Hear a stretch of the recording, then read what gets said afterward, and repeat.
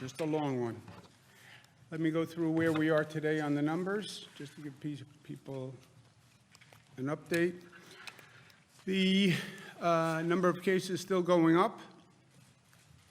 We're all in search of the apex and the other side of the mountain, but we are still headed up the mountain. Number of people tested last night was a near record amount. We tested over 18,000 people. We're testing more people than any state in the country, and I'm very proud of that. More per capita than China and South Korea. Total number of people tested, 200,000. Population of 19 million. It's not going to give you a random sample, but it's been helping us track down the positive cases. Number of positive cases, 9,298. Total cases, 75,000 cases. You see the predominance in New York City, then Westchester, then Nassau, then Suffolk, then Rockland. So you can see it's that area of density, and it spreads out from that area of density. The march of coronavirus across the state of New York continues. We're down to just 2 counties that don't have a case. The overall numbers, 75,000 have tested positive, 10,000 people in our hospitals, 2,700 ICU patients. Good news, 4,900, almost 5,000 people discharged. That's up 771. So people come in, they get treated, they go home. Excuse me. New York is at 75,000 cases. Next state is 16,000. California is at 7,000. So you can see New York is a magnitude of difference more than any other state. 1,550 deaths. That's up from 1,218 yesterday. Again, we're studying the charts. We're trying to study the data, follow the data. The data is uneven. It bounces. Numbers often bounce in any model. There are variables in this model. The hospitals are reporting it. So what every hospital reported that day, were they busy? Are they combining a couple of days in one? It's an imperfect reporting mechanism. But you see the basic line is still up. What the statisticians will tell you is you basically draw the straight line that the columns indicate. And you see that we're still going up, which is what we see on the overall trajectory, that we're still going up. Number of intubations was down, not much, but it was down, and that's a good sign. You also see the number of discharges going up, and that's consistent. The longer people are in, they either get treated and leave, or they get put on a ventilator, and the longer you're on a ventilator, the less likelihood you will come off the ventilator. That is the blunt truth of this situation. We have 2 missions overall that we are pursuing. One is the front line of this battle is our hospital system. That's what this is going to come down to. The second is social responsibility, stay at home. Don't get infected in the first place. Don't get infected in the first place because it goes back to you're creating a burden on our healthcare system that our healthcare system cannot handle. We're talking about exceeding the capacity of our hospital system by some estimates 2 times. So what does this come down to, besides all the other issues? It comes down to not overwhelming the hospital system because those people who need acute care may not be able to get the acute care. So it's all about the hospital system. That is the front line. What we're doing is we are following the mathematical projections of the experts. We're speaking to all the healthcare professionals, all the healthcare providers, World Health Organization, National Institute of Health, Dr. Fauci, CDC, FDA, the whole alphabet soup of healthcare experts. And the mathematicians who then have different models. and we talk to about 5 different models, and we compare the models, and we try to find the median through the models. That's how we plan everything. Follow the data, follow the science. People ask me, what do you think? What do you think? I don't think about this. What do I know? I'm not an expert. I'm not opining. I talk to experts, and I follow people who know. But for the hospitals, procure equipment, identify the beds, support the staff. That's what it's been all about. Of those priorities, number 1 is support the staff. They are the front line, and they need relief. They are physically exhausted. Even more, they are emotionally exhausted. This is unlike other disasters, hurricanes, earthquakes, floods. They happen, they're fast, they're over, you start rebuilding. This is different. This is ongoing, and the duration itself is debilitating and exhausting and depressing. I'm speaking to healthcare professionals who say, look, more than physically tired, I'm just emotionally tired. Seeing the pain, seeing the death that they're dealing with every day. In general, I am tired of being behind this virus. We've been behind this virus from day 1. The virus was in China. We knew it was in China. Unless we assume there's some immune system variation with Asian people, it was coming here. And we have been behind it from day 1 since it got here. And we've been playing catch up. You don't win playing catch up. We have to get ahead of it. The second rule is never underestimate your opponent. And we underestimated this virus. It's more powerful, it's more dangerous than we expected. And the third point is plan forward. Get ahead of it. Get ahead of it. Fight the fight today, yes, but anticipate the next battle and plan for the next battle. And the main battle is at the apex. We're still going up the mountain. The main battle is on the top of the mountain. That's where the main battle is going to be, the apex of the curve. And then we come down the other side of the mountain. We are planning now for the battle at the top of the mountain. That's what we are doing. Get a staffing plan ready now for the battle at the top of the mountain. Equipment stockpile now. We're gathering equipment that we don't need today because today is not the day of the battle. The battle is when we hit the apex, depending on who you believe, 14 days to 30 days from today. And also, we need a social acceptance of the time expectation. We're all anxious. We're all tired. We're all fatigued. It's been all bad news for a long time. Our whole lifestyle has been disrupted. Everybody wants to know one thing: when is it over? Nobody knows. Well, President said by Easter. This one said by this. Nobody knows. You can have a hypothesis, you can have a projection, you can have an opinion, but nobody knows. But I can say this: it is not going to be soon. If our apex is 14 to 21 days, that's our apex. You then have to come down the other side of the mountain once you hit the apex. So calibrate yourself and your expectations so you're not disappointed every morning you get up. Yesterday, we met with the entire state hospital system, Dr. Zucker and our team. First time they were all in one place. And we said to the hospital system, look, what I just said to you, we're dealing with a war. We're dealing with a war we've never dealt with before. We need a totally different mindset and organizational transformation. We can't do business the way we have always done business. We need an unprecedented sense of cooperation, of flexibility, communication, and speed. And that's what we talked through yesterday, and we have to do it now. The healthcare system is one of those balkanized systems. It's like our state education system. It's like our criminal justice system. It's in place. It's fragmented.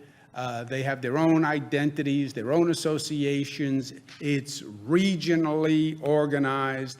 That all has to change. We don't have the ability to meet the capacity of our healthcare system as an entirety. That assumes the healthcare system is working as an entirety. That's not how the healthcare system is organized now. We have New York City hospitals, and then we have Long Island hospitals, and then we have Westchester hospitals, and then we have upstate hospitals. That has to go. Even in New York City, you have two basic hospital systems in New York City. You have the private hospitals, voluntary hospitals, about 160 of them, which are some of the finest healthcare institutions in the United States of America. This is Mount Sinai, Columbia Presbyterian, et cetera. Some of their members are also upstate, but they're the large private institutions. Greater New York Hospital Association. Ken Rasky runs that association of 160. You then have, in New York City, the public hospitals. The New York City Health and Hospitals Corporation. They are 11 public hospitals. They are a universe, and then you have the private hospitals as a separate universe. The 11 public hospitals are the hospitals that in many ways have always been under greater stress and greater need.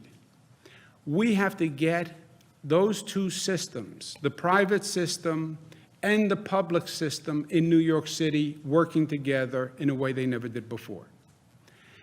The distinction of private, public, that has to go out the window. We are one healthcare system. On top of that, it can't be the downstate hospitals and the upstate hospitals and the Long Island hospitals.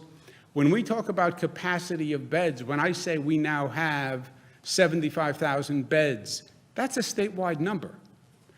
That means those beds have to be available to the people in New York City or Nassau, even if those beds are up in Albany.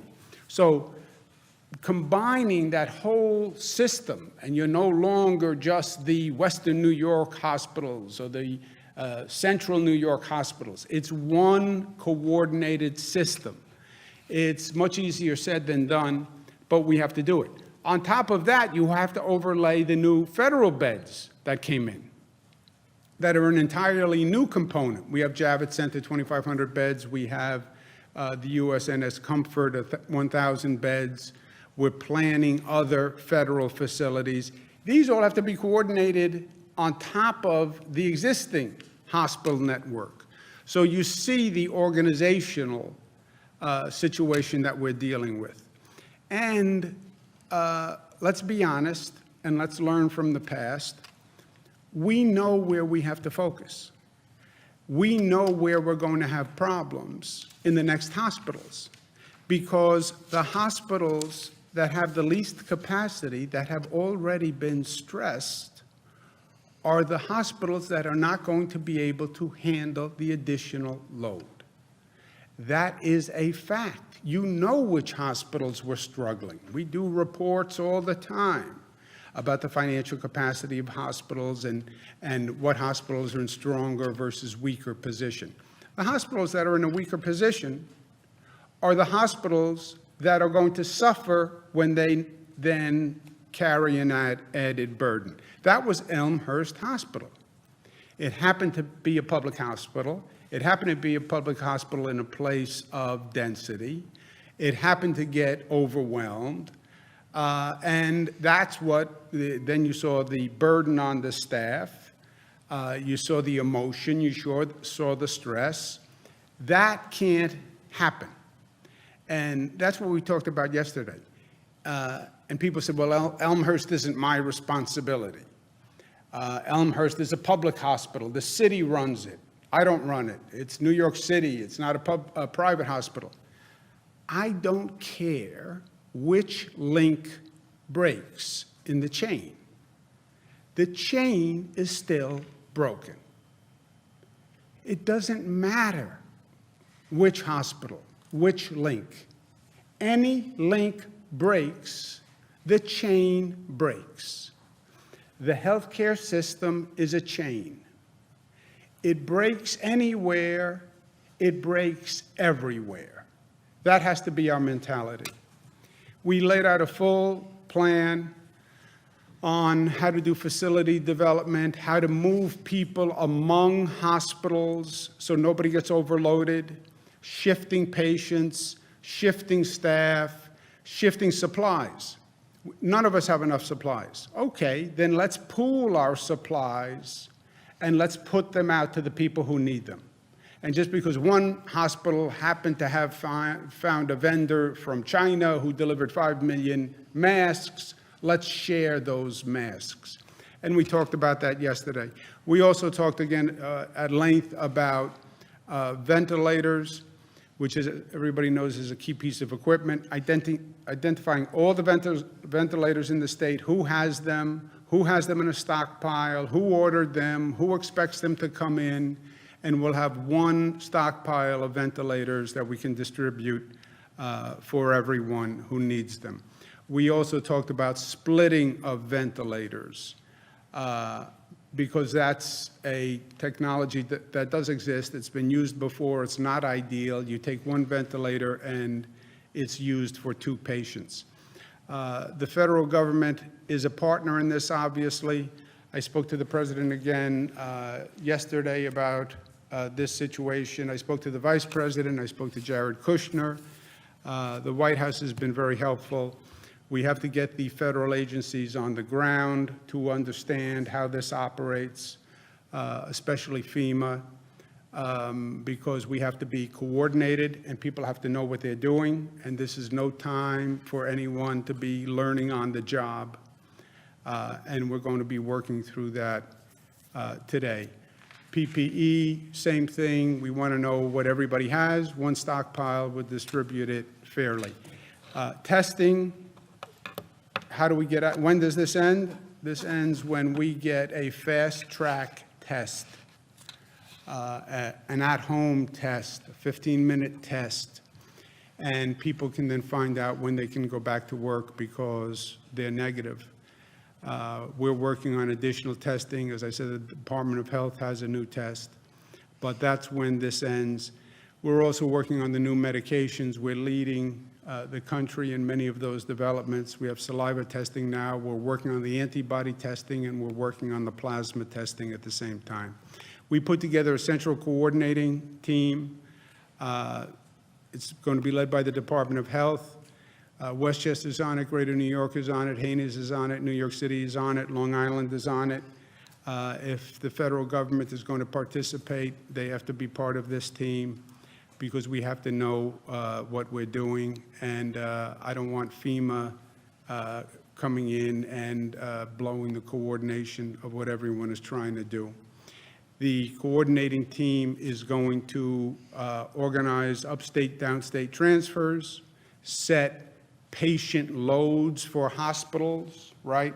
So if one hospital gets up near a overload capacity, let's call it, those hospitals start to send patients to other hospitals before they get up to their max within the New York City public hospital system, within the Greater New York private system, and then among the different systems. So different mentality, but we have to do it. We said 2 missions. One was hospitals, second was individual responsibility. Individual responsibility is about discipline, it's about selflessness, and it's about being informed. The basic point is stay at home. The point is stay at home. I know it's hard to stay at home.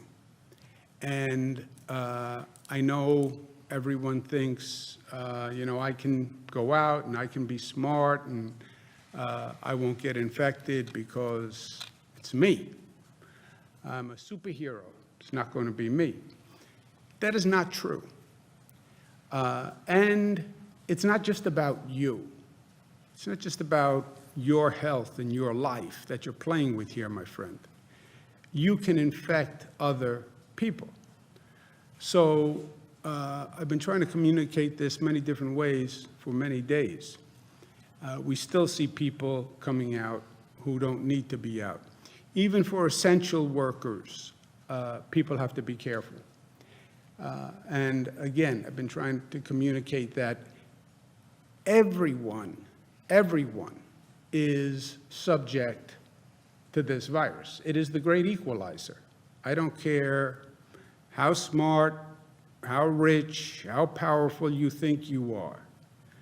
I don't care how young, how old. This virus is the great equalizer. My brother Chris is positive for coronavirus, found out this morning. Now, he is going to be fine. He's young, in good shape, strong, not as strong as he thinks, but he will be fine. But there's a lesson in this. He's an essential worker, member of the press, so he's been out there. If you go out there, the chance that you get infected is very high. I spoke to him this morning, and he's going to be quarantined in his basement at home. He's just worried about his daughter and his kids, that he hopes he didn't get them infected. You don't really know Chris. You know, you see Chris, he has a show on 9 o'clock on CNN. But you just see one dimension, right? You see a person in his job. And in his job, he's combative and he's argumentative and he's pushing people. But that's his job. That's really not who he is. He's a really sweet, beautiful guy. And he's my best friend. My father was always working, so it was always just me and Chris. And he's a lawyer also, Chris. He's a lawyer because growing up, the decision point came to what do you want to do after college? And my father was a very strong personality. And my father basically suggested forcefully to Chris that he should be a lawyer. It was a different time and a different place, you know. Now, my daughters, Cara, who's here, you know, they all follow their individual stars. This is their destiny, which is right. If you had said to my father, I want to follow my individual star, he would say, yeah, you're going to follow your individual star right out that door. You know, that's what he would have said. So Chris went to law school, but he never really had a desire to practice law. He calls me when he's about 26. He's at a law firm. And he said, you know, I don't want to be a lawyer. I said, yeah, I know, but you are now a lawyer. You are. He said, yeah, but I don't want to be a lawyer. I said, what do you want to be? He said, I want to be a journalist. I said, you want to be a journalist? I said, it's too late. You're a lawyer. You have to pay law school bills. You didn't go to journalism school. It's too late. No, I think I can do it. And God bless him. He quit the law firm, went to work for Fox TV, which is a whole separate conversation in the House, and then worked his way up. He's at CNN. He does a beautiful job. But a sweet guy. And now he's quarantined in the basement. But he's funny as heck. He says to me, even the dogs won't come downstairs, he says. So, but he is concerned about his wife and his kids. But the reason I raise it is he's smart. He's social distancing, yes. But you wind up exposing yourself. People wind up exposing you, and then they find out they're positive a couple of days later.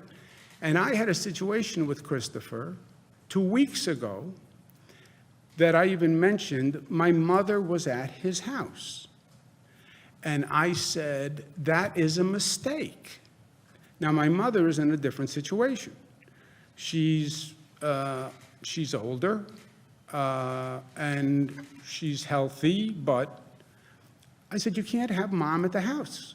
And he said, no, mom is lonely. She wants to be at the house. I feel bad. She's cooped up in the apartment. I said, yeah, I feel bad she's cooped up in the apartment too. But you bring her to your house, you expose her to a lot of things. You have the kids there. You have your wife there. You're coming and going. Your wife is coming and going.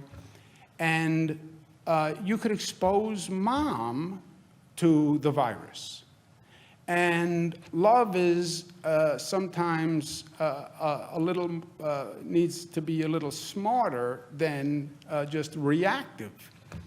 And we had a whole discussion. And truth, now he's informed, I'm informed.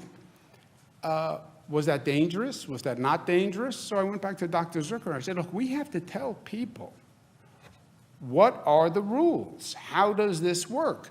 That's when I came up with Matilda's Law. And I said I named it for my mother. And it was very clear about people who are older and what they should be exposed to. My brother, that was 2 weeks ago, if my brother still had my mother at his house, again, out of love and comfort, and my mother wanted to be at the house anyway, by the way. She didn't want to be sitting at home in an apartment. So she would have been doing what she wanted to do. He would have been doing what he wanted to do. It would have seemed great and harmless, but now we'd have a much different situation. Because if he was exposed, chances are she may very well have been exposed, and then we would be looking at a different situation than just my brother sitting in his basement for 2 weeks. So think about that, right? My brother's smart. He was acting out of love. Luckily, we caught it early enough. But it's my family. It's your family. It's all of our families. And this virus is that insidious. And we have to keep that in mind. Keep in mind Matilda's Law. Remember who is vulnerable here and protect them. You want to go out and act stupid for yourself? That's one thing. But your stupid actions don't just affect you. You come home, you can infect someone else, and you can cause a serious illness or even death for them by your actions. And people have to really get this and internalize it, because it can happen to anyone. 2 weeks with my mother and Christopher. Today is a very different situation. Last point, there was nothing that I have said different since I started these briefings. And there's nothing that we have learned that is different since I've started these briefings. We know what to do. We just have to do it. It is individual discipline to stay at home. That's what it is. It's discipline. No social distancing. It's discipline. Well, I'm bored. I know. I'm bored. It's discipline. Making this healthcare system work, that's government skill, that's government performance. That's saying to that healthcare system, I don't care how it worked yesterday. I don't care whose turf this is. I don't care whose ego is involved. I'm sorry. We have to find a way to work a better way. It's time to say to that federal government and to FEMA and HHS, you have to learn how to do your job, and you have to learn how to do it quickly, because time is not our friend. It's about a social stamina. This is not 1 week, 2 weeks, 3 weeks, 4 weeks, 5 weeks, 6 weeks. Okay? This is not going to be an Easter surprise. Understand that and have the stamina to deal with it. And it's unity. Let's help one another. New York needs help now. Yesterday, I asked for healthcare workers from across the country to come here because we need help. We will pay you, and more importantly, we will return the favor. This is going to be a rolling wave across the country. New York, then it'll be Detroit, then it'll be New Orleans, then it will be California. If we were smart as a nation, come help us in New York. Get the equipment, get the training, get the experience, and then let's all go help the next place, and then the next place, and then the next place. That would be a smart national way of doing this and showing that unity. And unity meaning we're not, I know this is a political year, and everything is a political backdrop, and Democrats want to criticize Republicans, and Republicans want to criticize Democrats. Not now. Not now. There are no red states. There are no blue states. The virus doesn't attack and kill red Americans or blue Americans. It attacks all Americans. And keep that in mind, because there is a unifying wisdom in that. Any questions? Let's do on-topic questions first. If anyone has any questions on local issues, we'll do that afterwards. How many extra healthcare workers are on the ground right now? Are all the New York workers who want to work on the ground? We're hearing of some people who are trying to apply and are in New York and they're not getting answers from the state about, or any responses about when that'll happen. Yeah. Well, let's remember what we said. We have now, a few days ago, we put out the question is, are all healthcare workers working? The problem is healthcare workers are working too much. They're overstressed. They're working too many shifts. They're afraid to go home. They may bring the virus home. They're under immense physical and emotional stress. We put out a request a couple of days ago to ask retirees to come forward. We have now about 78,000 people who said that they would help. God bless the state of New York and God bless humanity. We now are working with the hospitals, and we did this in the meeting yesterday also, sorting those 78,000 people by region and by expertise across the state. And we have a portal that Jim or Howard can explain, because we then have to link them up with the hospital, right? You don't need, we have the 78,000 pool of 78,000. You then have to coordinate that with the hospital in that region with those skills. And that's what we're doing now. Jim, you want to mention? Governor's right. So today, the portal will be launched and live.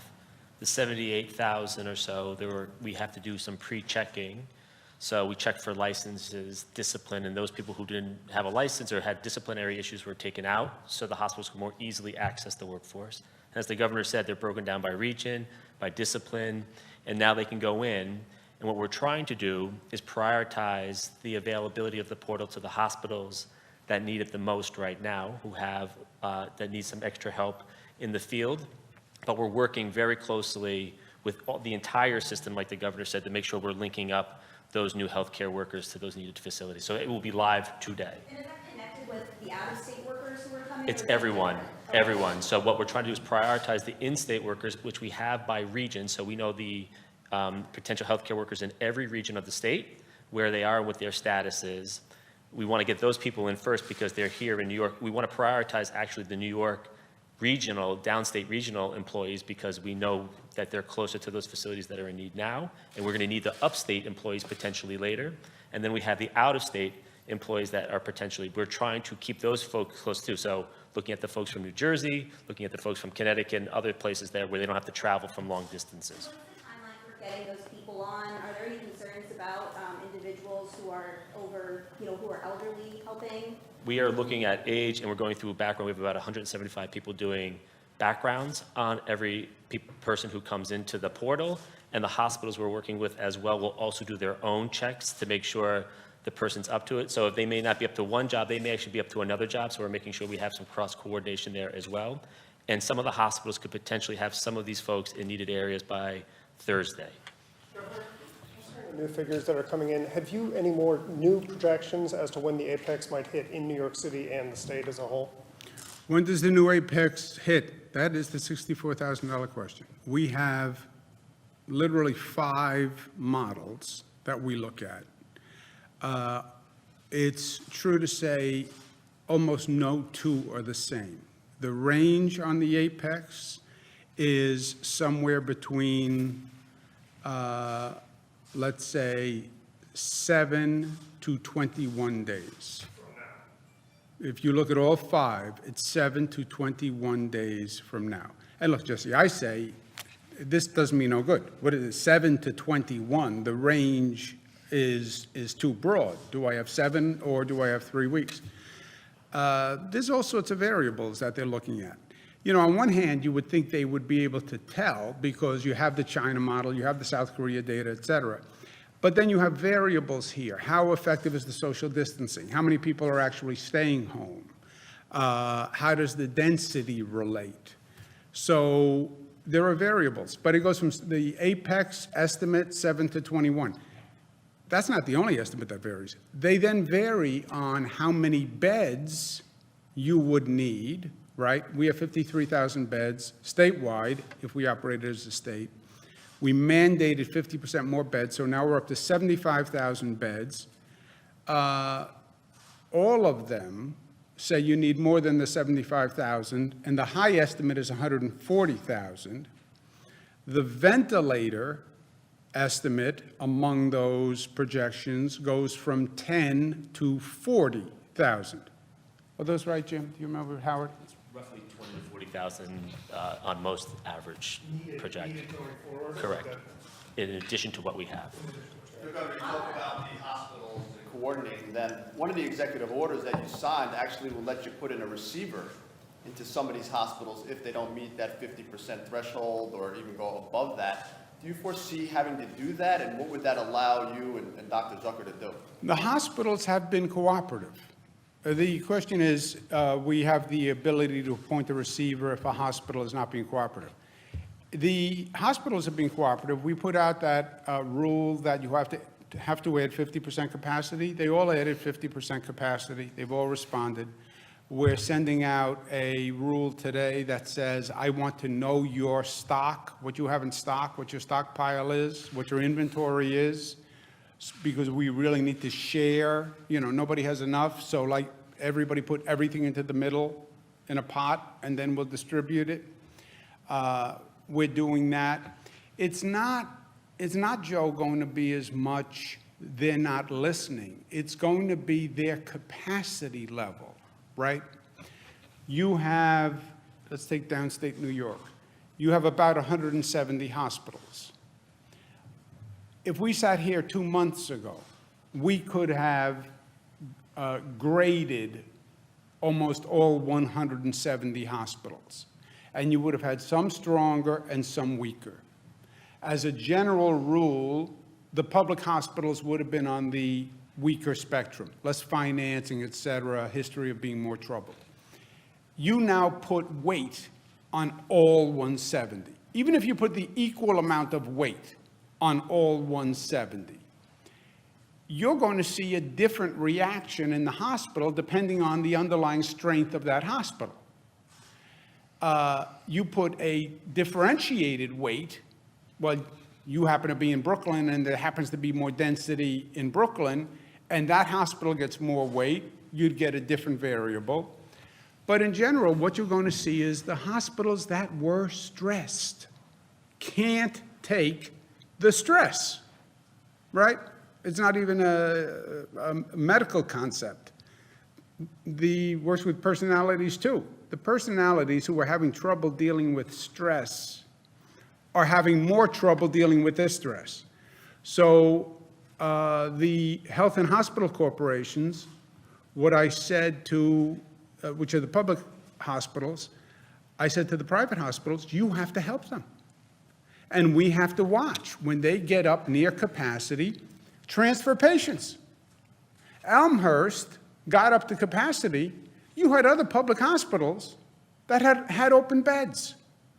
We have to get better and faster at transferring patients to other facilities, right? A perfect system, everybody's at 51%. Everybody's at 60%. Everybody's at 80%.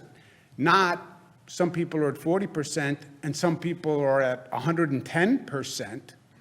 That's not the way the system is organized right now. They all talk, you know, they all have, but they're different fiefdoms, they're different systems. And that, you know, you almost have to shock the system into actually saying, okay, we're really going to operate as one. That order gives you the weight, if you don't see them making those shifts, gives you the weight to go in and basically demand it?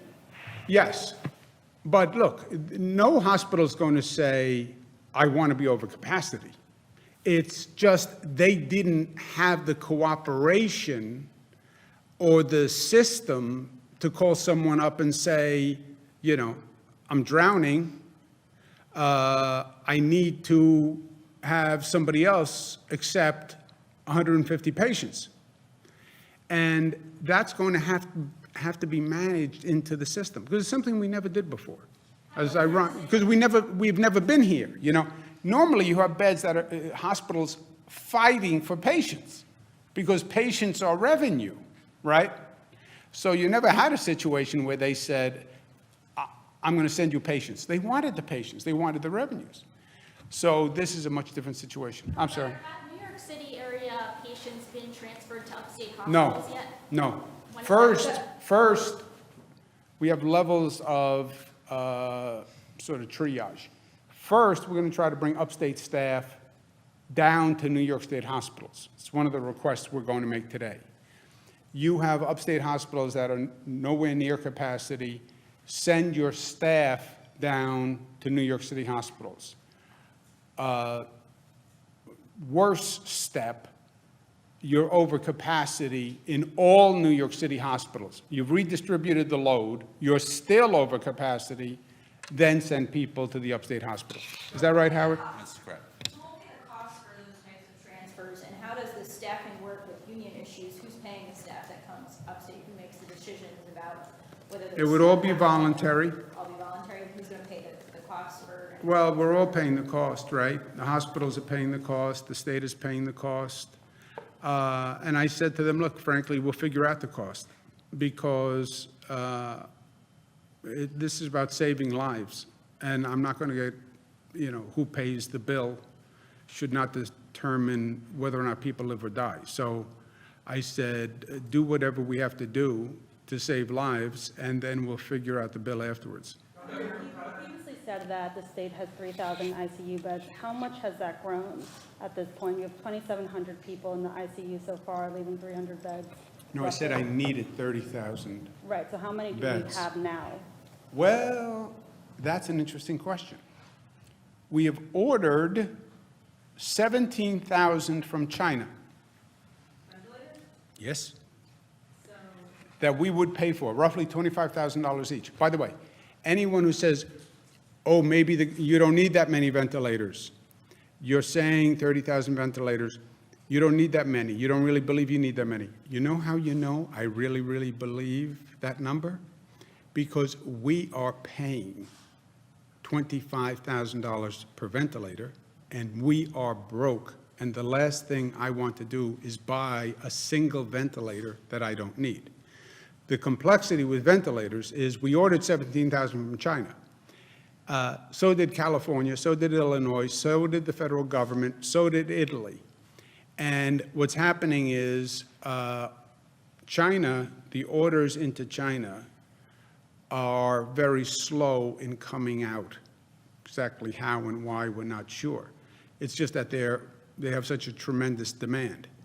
Of the 17,000, we only have a firm expectation on 2,500. Is that right, Kara? Yes.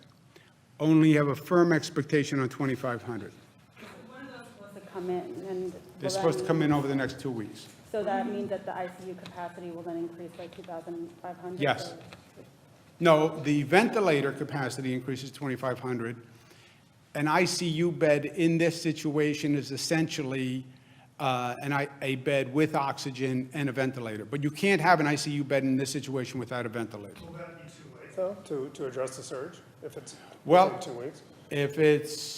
It depends if it's 6 weeks or 21 days, right? That's what we're dealing with. And you can't accelerate the orders anymore from China. When we go back and do a retrospective, and I don't want to do it now, but look at the bizarre situation we wind up in. Every state does its own purchasing. So New York is purchasing, California is purchasing, Illinois is purchasing. We're all trying to buy the same commodity, literally the same exact item. So you have 50 states competing to buy the same item. We all wind up bidding up each other and competing against each other, where you now literally will have a company call you up and say, well, California just outbid you. It's like being on eBay with 50 other states bidding on a ventilator. And you see the bid go up because California bid, Illinois bid, Florida bid, New York bids, California rebids. That's literally what we're doing. I mean, how inefficient. And then FEMA gets involved and FEMA starts bidding. And now FEMA is bidding on top of the 50. So FEMA is driving up the price. What sense does this make? The federal government, FEMA, should have been the purchasing agent, buy everything, and then allocate it by need to the states. Why would you create a situation where the 50 states are competing with each other, and then the federal government through FEMA comes in and competes with the rest of it? Governor, how do non-coronavirus emergencies factor into these plans to better coordinate the healthcare system? Presumably with first responders getting overwhelmed, heart attacks. Oh, look, Zach, we're things. learning lessons, necessity is the mother of invention. We're learning things here that, it's not that we're learning things here. Anyone could have told you a lot of these things, right? The situation I just explained with purchasing, did you really have to learn that 50 states shouldn't compete against 50 states, and then FEMA shouldn't come in late and then compete with 50 states? It's not like you had to go to the Harvard Kennedy School to learn this, right? Should you really have a hospital system in New York State where you have private hospitals, you have these struggling public hospitals, there's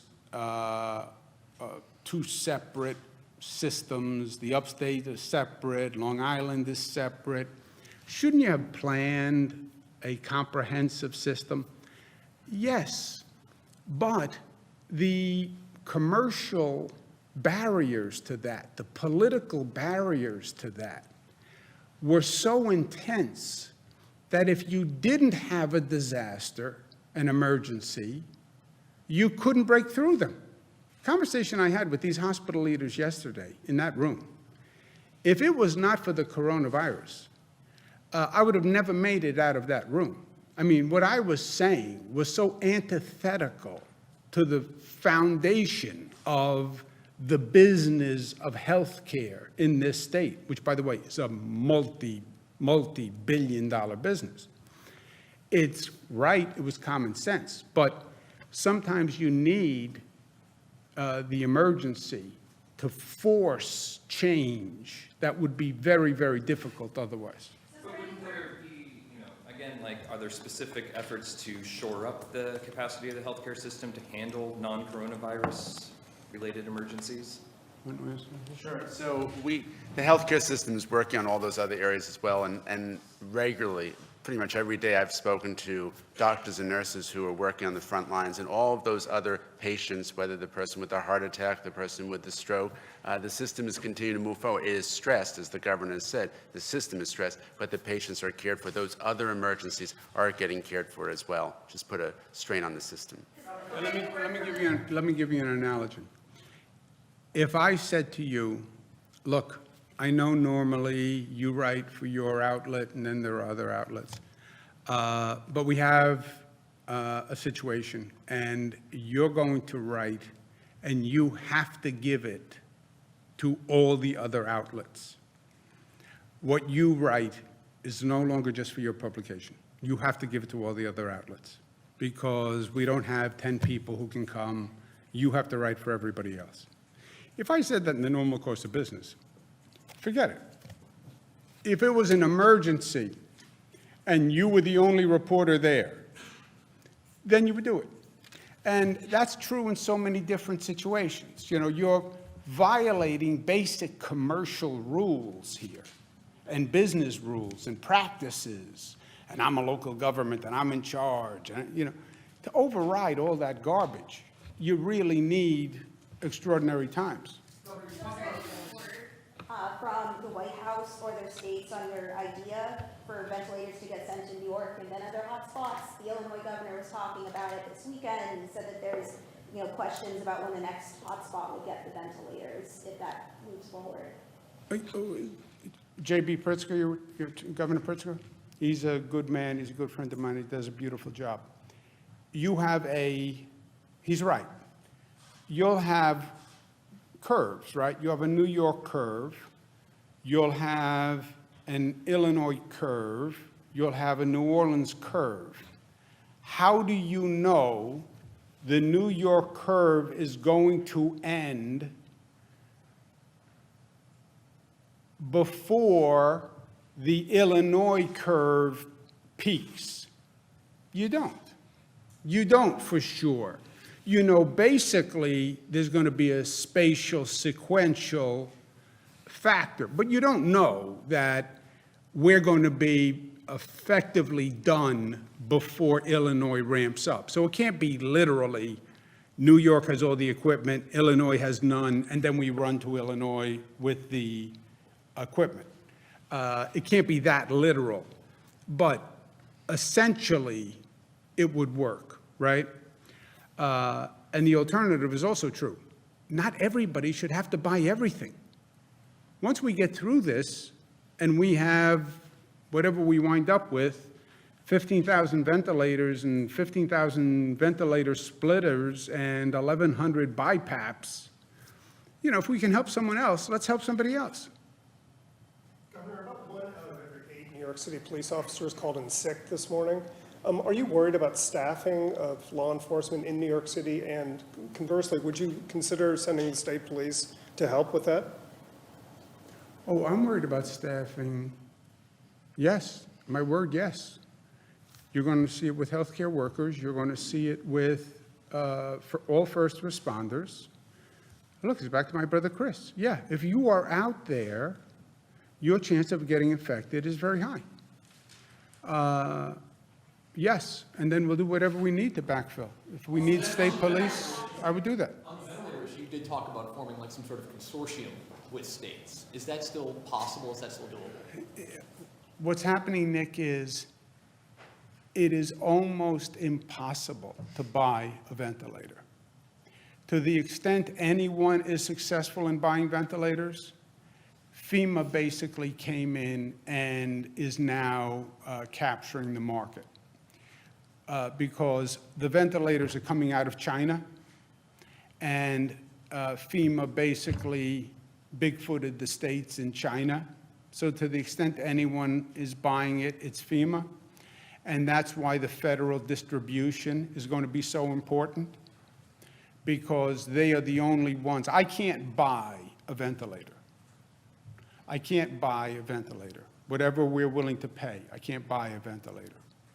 So it really comes down to how the federal government distributes it, and that's why it's so important. Let's do someone who hasn't asked a question. Governor, what happens when the state runs out of ventilators? Who do you decide to get some? When the state runs out of ventilators, where do I decide to get some? No. How will the state decide who gets ventilators if we run out and we have too many patients that need them? Well, first, I don't even want to think about that consequence. I want to do everything I can to have as many ventilators as we'll need. Well, I think it's going to come in 7 days. Haven't you developed some sort of... 7 to 21 days. No, there's no protocol. We're working to get as many ventilators.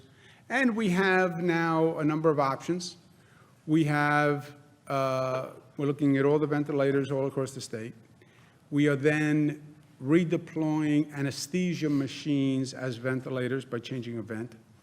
We're then doing this ventilator splitting, which effectively turns one ventilator into two by literally running two tubes. We're using, Northwell developed an idea to use a BiPAP machine. We've ordered 7,000 of those. So we're still in it. We're creative and we're working and figuring it out, and I still am hopeful that at the end of the day, we have what we need. Governor, I don't know if you consider this on topic, many people think it is. Do you plan on signing an extension bill so that state employees will get paid on time? I plan on signing a budget. Do you know, Rob, can the state employees, when we pass a budget, if we pass a budget on time, the state employees get paid, right? Yeah, the controller currently has the legal authority to make the payments now, right? The payments that are due tomorrow and today. Those are actually for payroll from 2 weeks ago. So the controller presently has the authority. They have a technical issue with their computer system that they need to deal with, but they have the authority to make those payments today. It has nothing to do with when the budget is passed. The budget is always passed on the 31st or the 1st of each year. So that is a relative controller's office issue. Even if the pay period begins in the next fiscal year? Yes, that's right. They have sufficient appropriation authority to make those payments presently. It's going to be delayed though, because just the way the pay period fell this year, right? No, it has nothing to do with how the pay period fell. They presently have the authority to do it. They presently have full legal authority and appropriation authority to make the payments. Never not paid the state employees. Even when the budget was late. Yes. So what- Budget questions, So what's the update with the budget at this point? no update. See how easy? It's due, it's coming. It's either coming or it's not coming. We are where we are. You know, the numbers are what the numbers are. The numbers don't lie. The numbers leave you few alternatives. Federal government says they're going to provide funding. If they provide the funding, then the next few months, we should have some additional money. But am I going to say to the people of the state, I believe the federal government is going to deliver money to the state government? Heard it before, and it didn't happen. So I'm not going to count on money that we don't have. Right, and it doesn't look like, Especially when the political process is the process that's supposed to deliver the money. and it doesn't look like there's gonna be a new relief bill anytime soon, at least by tomorrow. So what options are left now for the state when it comes to, what spending is ultimately gonna be cut here in the budget? Well, it's all sort of, it's interesting because it's all basically contingent.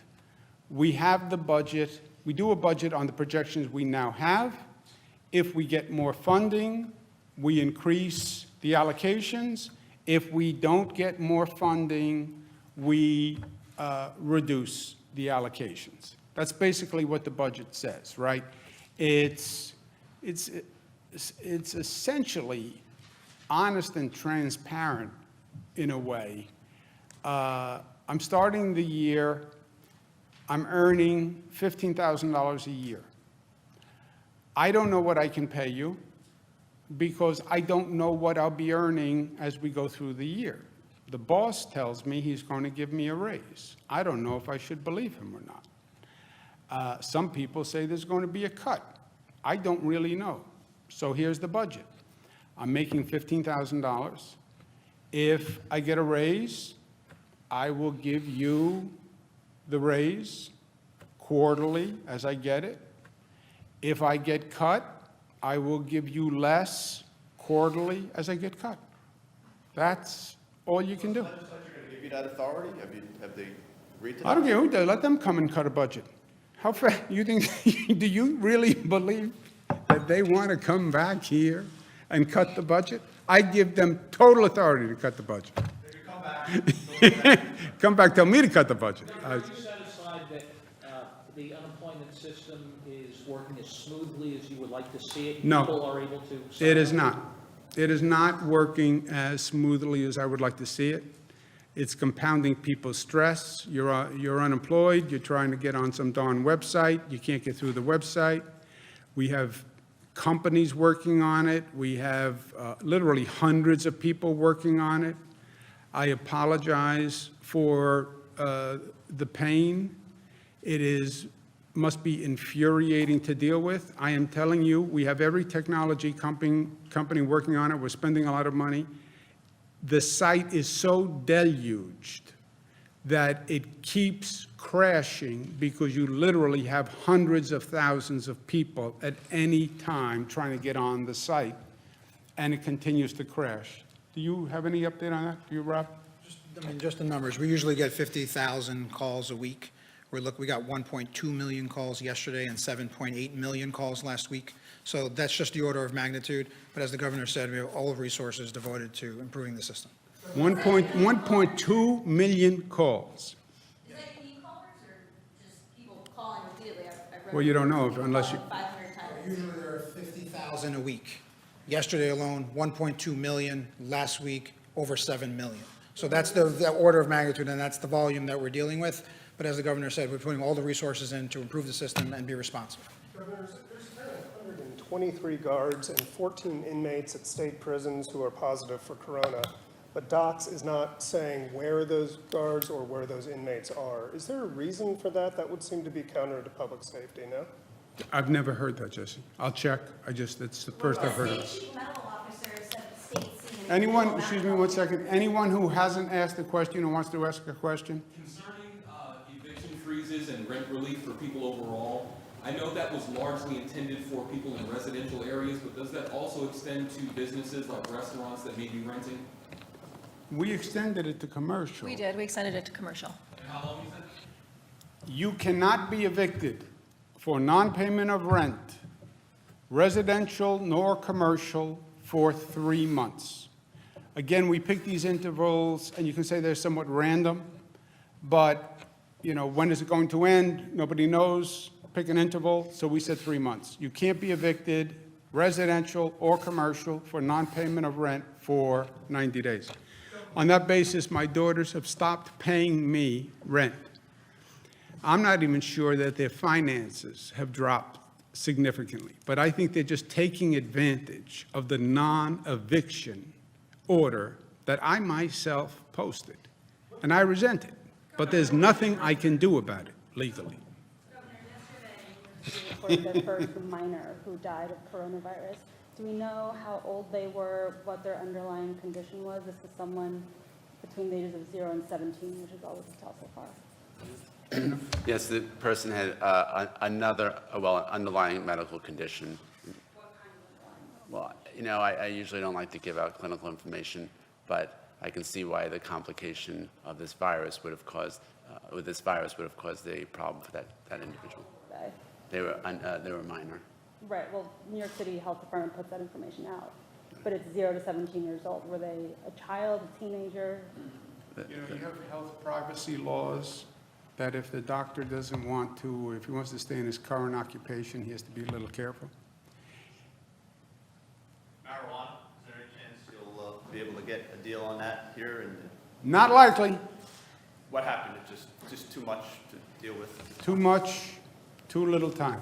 What are the top line numbers for the budget? Like Bail reform, we said, we've been working, look, bail reform is something we've talked about until we're blue in the face for 2 years. Yeah, well, you covered it. So bail reform, we have to get done. Last question, Zach. Governor. But you're going to share this, we agree that you're going to share this reporting with all your colleagues before you post it. Of course. Governor, what do you I say love when they lie to me. renters should do once your 90-day moratorium on evictions ends and they likely owe, several months of rent? Unemployment is obviously We'll deal with that when we get to it. I hear you. There has to be some smoothing. Let's talk about the budget. What's the total size of the budget that we're looking at now? We have to finish the budget to tell you the size of the budget. Condition proceeding to knowing the size of the budget, finishing the budget. On the federal legislation, who is the plan for this? You've got the senior senator from New York, as you know, is the minority leader, a pretty powerful guy in the Senate. Is it his fault? God will determine who is to blame. You and I just deal with the reality. The senior senator will say he is in the minority, which is true. The House is controlled by Democrats. We took a pounding on both bills. We did not get our fair share in what's called the FMAP bill, the Medicaid money bill. And we got the lowest percentage reimbursement, lowest percentage of aid of any state in the United States for this last bill, which was supposed to be providing funding for COVID, but we had the highest number of COVID cases. And we got the lowest percentage of funding. So they'll say politics. I see politics be damned.